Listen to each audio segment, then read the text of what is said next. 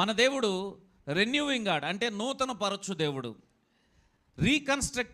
Reconstructing God అంటే నా కష్టం వృధా అయిపోయింది అని చెప్పడానికి నేలపాలు అంటాం కదా. నేనంటున్నాను, నేల పాలైపోయిన దాన్ని కూడా తిరిగి పుట్టించి బయటికి తీసుకొని రాగలిగిన దేవుడే మన దేవుడు. చప్పట్లు కొట్టి దేవునికి మహిమ చెల్లిద్దాం. హల్లెలూయా. ఇది మనము నమ్మి తీరాలి. ఎందుకనగా బైబిల్లో చెప్పబడింది, ఒక దినమున ఆర్భాటముతో ప్రధాన దూత శబ్దముతో దేవుని బోరతో దేవుడు వచ్చేటప్పుడు సమాధుల్లో ఉన్నవారు తిరిగి లేపబడతారు.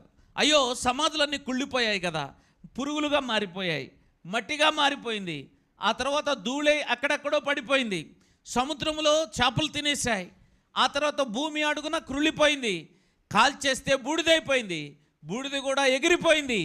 ఇన్ని రకాలుగా మాట్లాడినా కూడా ప్రభు అంటాడు, తిరిగి రమ్మని పిలిస్తే ఎక్కడెక్కడ ఏ రూపంలోకి మారినటువంటి ఆ శరీరం